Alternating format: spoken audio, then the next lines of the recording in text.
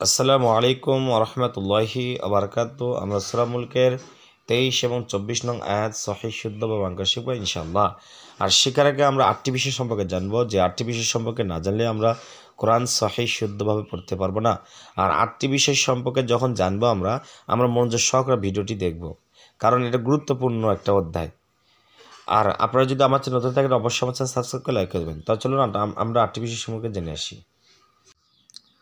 আমরা ভিডিওর শুরুতে বলেছিলাম 8টি বিষয় শিখে কোরআন পড়তে হবে। 8টি বিষয় 1 নম্বর হলো হরফ, অর্থাৎ মাখরাজযোগ্য হরফ। আপনাকে 29টি হরফ সহিহ শুদ্ধভাবে শিখতে হবে। দেখেন, আমি এখানে লিখে দিয়েছি কয়েকটি হরফ, 6টি হরফ। এই 6টি হরফ একটু কঠিন, এ গুরুত্বপূর্ণ। যেমন দেখেন, সা, হা, জাল, জা, জ, আইন, আইন চাপ দে, সা, জাল এবং জ, এই 3টি হরফ জিহ্বার আগা ওপরে 2টা আগার সঙ্গে লেগে। যেমন দেখেন, সা, জাল, জ, নরম হলো না, নরম করে উচ্চারণ করতে হবে। আর হা বাতাস ছেড়ে দিয়ে জা ঝিরঝির আওয়াজে, আইন চাপ দেয়, আইন। এইগুলো একটু গুরুত্বপূর্ণ, 6টি হরফ গুরুত্বপূর্ণের জন্য একটু পড়ে নেবেন। 2 নম্বর হলো হরকত। হরকত তাড়াতাড়ি পড়তে হবে। হরকত হচ্ছে কী হয়, তাড়াতাড়ি পড়তে হয়। যেমন দেখেন, হরকত কাকে বলে? এই যে এক জবর এক জের এক পেশকে কী বলা হয়? হরকত বলা হয়। হরকতে উচ্চারণ তাড়াতাড়ি হয়। যেমন দেখেন, এই যে বাজর বা, বাজের বি, বা পেশ বু, বা বি বু। আমরা অনেক সময় বলি বা বি বু, অনেক সময় বলি না, না ওইটা হবে না, বলতে হবে বা বি বু, তাড়াতাড়ি বলতে হবে। 3 নাম্বার তানমিন। তানমিন সম্পর্কে জানতে হবে। তানমিন এটাও তাড়াতাড়ি পড়তে হবে। হরকত যেরকম তাড়াতাড়ি পড়তে হয়েছে, তেমনইভাবে তানমিনটাকে তাড়াতাড়ি পড়তে হবে। তানমিন দেখেন, 2 জবর 2 জের 2 পেশকে কী বলা হয়? তানমিন বলা হয়। আর তানমিন হচ্ছে তাড়াতাড়ি করতে হয়। যেমন দেখেন, বা আলিফ 2 জবর বান, বা 2 জের বিন, বা 2 পেশ বুন, বান বিন বুন, বান বিন বুন। এরপর আসুন জজম। জজম খুব গুরুত্বপূর্ণ। জজম দেখেন, জজম অর্থ মিলায় পড়তে হবে। জজম কী করতে হবে? মিলায় পড়তে হবে। কার সাথে? ডান দিকে হরকতের সঙ্গে। হরকত, ওই যে বলছিলাম এক জবর এক জের এক পেশকে হরকত বলা হয়। এই হরকতের পরে যদি জজম থাকে তাহলে মিলায় পড়তে হবে। এই যে জজম 2 ভাবে আসে, তখন এভাবেও আসে, আবার এভাবেও আসে। যেমন দেখেন, হামজা তা জবর আত, হামজা তা জবর আত। ক্লিয়ার? এরপর আসুন 5 নাম্বার তাসদিদ। তাসদিদ 2 বার উচ্চারণ হয়। কয়বার? 2 বার উচ্চারণ হয়। এই যে 3 দ্বারা চিহ্ন নাম হলে কি? তাসদিদ। এই 3 দ্বারা 1 2 3, এই 3 দ্বারা চিহ্ন নাম হলে তাসদিদ। তাসদিদের উচ্চারণ কী করতে হবে? মিলা 2 বার মিলে পড়তে হবে। যেমন দেখেন, হামজা বা জবর আব, বা জবর বা, আব্বা, আব্বা। তাসদিদ গেল। এরপর আসুন 6 নাম্বার হলো মাদ, অর্থাৎ টেনে পড়তে হয়। মাদ অর্থাৎ টেনে পড়া। যেমন দেখেন, এই যে আমরা যদি কোনো হরফের পরে খাড়া জবর, খাড়াজের উল্টা পেশ পাই, তাহলে আমরা সেখানে একালিফ করে টেনে পড়বো। সে হরফটাকে আলিফ টেনে পড়বো, একালিফ। আবার জবরের বাম পাশে খালিলিফ, পেশের বাম পাশে জসমলা ওয়াও, জেরের বাম পাশে জসমলা ইয়া থাকে, তাহলে সেখানে আমরা একালিফ করে টেনে পড়বো। নাম মাদ্দে তবা আই। কী নাম? মাদ্দে তবা আই। 2টাকে বলে মাদ্দে তবা আই। আবার যদি এই 3টা এবং এই 3টার উপর যদি এই চিকন চিহ্ন থাকে, তাহলে আমরা সেখানে 3 আলিফ টেনে পড়বো, মাদ্দে মুনফাসিল।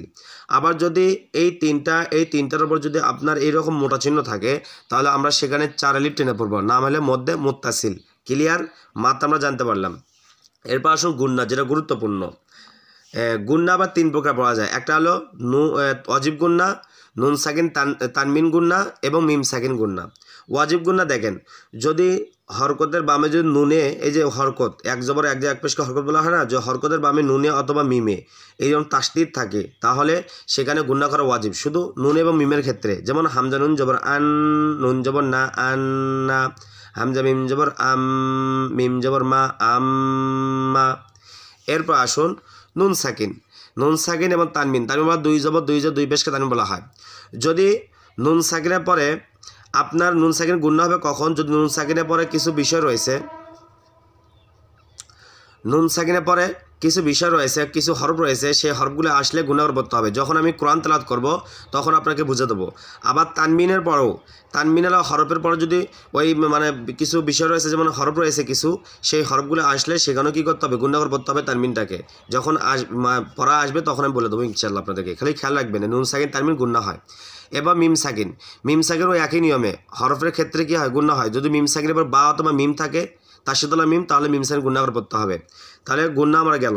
এরপর আসুন 8 নাম্বার হলো কলকলা। কি? কলকলা। কলকলা 5টি, কফ, ত, বা, জিম, দাল। আর এই 5 হরফে যে জজম হয়, যেমন দেখেন এইরকম জজম হয়, তাহলে এই কলকলাকে ধাক্কা দিয়ে পড়তে হবে। কী দিয়ে পড়তে হবে? ধাক্কা। যেমন হামজা কফ জবর একটাতে বুঝে দেয় হামজা কফ জবর কি হয় আক, মানে হরকতের পর যদি জজমাল্লা কফ থাকে তাহলে সেখানে ধাক্কা দিয়ে পড়তে হবে। এই 5 হরফে কোনো হরফ যদি হরকতে পড়ে থাকে তা ধাক্কা দিয়ে পড়তে হবে। ক্লিয়ার? তাহলে এখন আসুন আমরা মূল ভিডিওতে যাই।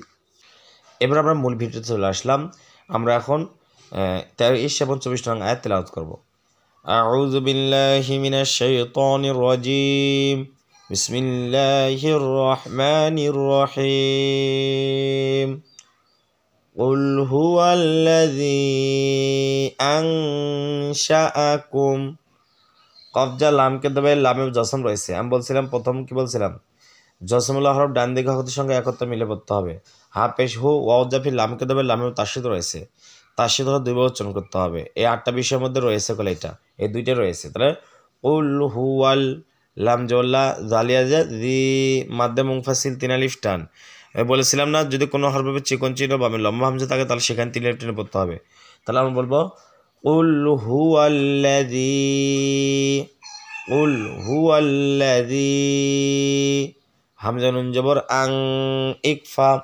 এই যে বলছিলাম গুন্না 3 প্রকার, ওয়াজিব গুন্না, নুন সাকিন, তানমিন গুন্না, মিম সাকিন গুন্না। এই যে নুন সাকিন গুন্না হবে, কেন গুন্না হবে? নুন সাকিনের পর শিন রয়েছে, শিনটা হলো ইকফার হরফ। আর সহজ করে বললে যদি নুন সাকিনের পরে হামজা হা আইন হা গাইন খ এই 6 হবে কোনোটা হরফ থাকে তাহলে নুন সাকিনটাকে গুন্না ছাড়া পড়তে হয়, আর না থাকলে গুন্না করব, কারণ 6টি হরফ হলো ইজারা হরফ। তাহলে বলবো আং। আর কালার পরের জন্য নুন সাকিনের পরের পর যে হরফ, নুন সাকিনের পরে যে হরফ থাকবে সে হরফের উপর নীল কালার অঙ্ক থাকলে নুন সাকিনটা অন্য সাথে গুণনা করবো। আং শিন জবর শাহ, হামজা আ শা আ, কাপ যে মিমকে দেবে, কাপ মিম পেশ কুম, আং শা আ কুম। তাহলে আমি বলি কুল হুয়াল্লাযী আনশাআকুম, কুল হুয়াল্লাযী আনশাআকুম। ওয়া জিম জজ্জা ওয়াজা আইন জোর আ লাম জল্লা ওয়াজা আলা, ওয়াজা আলা লাম জল্লা ওয়াজা আলালা, ওয়াজা আলালা। কাপ পেশ কু, মিম যা সিনকে দেবে, মিম সিন পেশ মুস তাসদীদ হরফ দুই বচন হবে। সিন যা আবার মিমকে দেবে, মিমে জসম রয়েছে, সাম মিম জসাম, কুমুসাম লা কুমুসাম, আইন জবর আ চাপ দিয়ে পড়তে হবে, লা কুমুসাম আ। তাহলে বলবো ওয়াজআলা লাকুমুস সামআ, ওয়াজআলা লাকুমুস সামআ। ওয়াও যা লামকে দেবে, ওয়াও লাম জবর, ওয়াল হামজা যা বাকে দেবে, হামজা বা জবর আবে, বাটা হলো কলকলার ধাক্কা দিয়ে পড়বো। তাহলে বলবো ওয়াল আবে, ওয়াল আবে। সদাল জো স জবরের বাম পাশে খালি লিফ এক লিফ টান, ওয়াল আবে স, র জবর র, ওয়াল আবে স র, ওয়াল আবসার। ওয়াও যা লামকে দেবে, ওয়াও লাম জবর, ওয়াল জসমুল্লাহ হরফ ডান দিকে অংশ মিলে পড়তে হবে। ওয়াল হামজা ফা জবর আফ, ওয়াল আফ, হামজা ই দাল জদ্দা, ওয়াল আফ ই দা, তা জবর তা, ওয়াল আফ ই দা তা, ওয়াল আফ ই দা তা।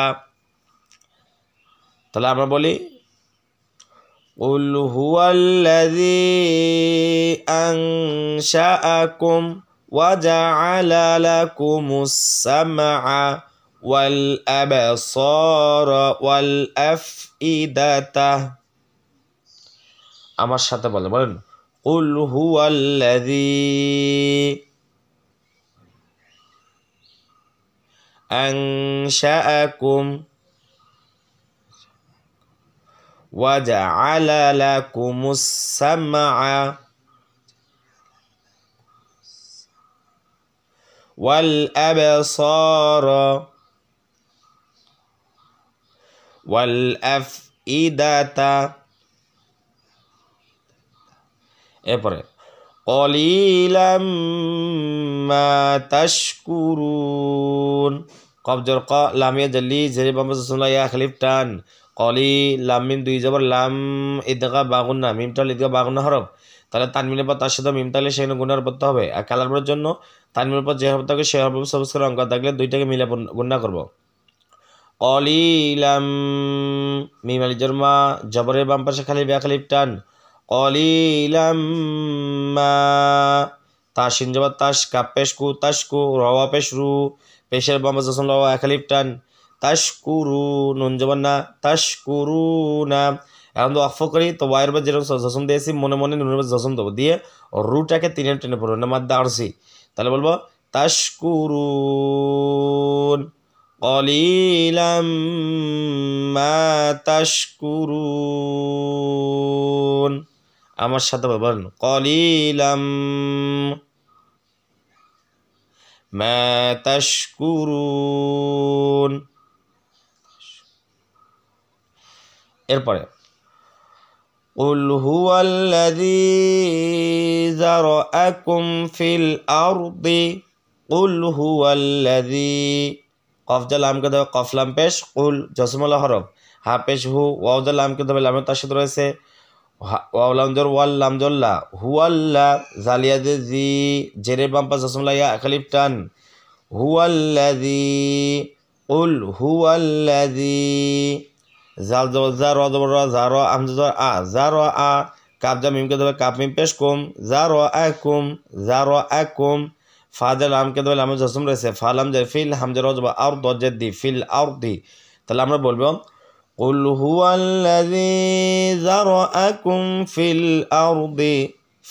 আরদি ওয়া জর ওয়া হামজা ই ওয়া ই লাম ইয়া জবর লাই ওয়া ইলাই হাজর হি ওয়া ইলাইহি তা হা পেশ তোহ বাদাসিরা দিয়ে তোহ শিন জবর শা তোহ শা রওয়া পেশ রু পেশের বাবা জসম রওয়া একালিফ টান তোহ শারু নুন জবর না ওয়া ইলাইহি তোহ শারুনা এখন যদি অক্ফ করি থেমে পড়ি তাহলে নুনের বাবা সাকিন দেবো ওয়াইয়ের মতো করে একটা দিয়ে রুটাকে তিনে টেনে পড়বো তাহলে বলবো তোহ শারুন قل هو الذي ذرأكم في الأرض وإليه تحشرون আমার সাথে বলেন قل هو الذي ذرأكم في الأرض وإليه تحشرون তাহলে আমি বুঝতে পারলেন কীভাবে পড়তে হবে যদি আপনার ভিডিওটি ভালো লাগে থাকে তাহলে অবশ্যই আমার চ্যানেল সাবস্ক্রাইব করে লাইক করবেন আসসালামু আলাইকুম ওয়া রাহমাতুল্লাহি ওয়া বারাকাতুহু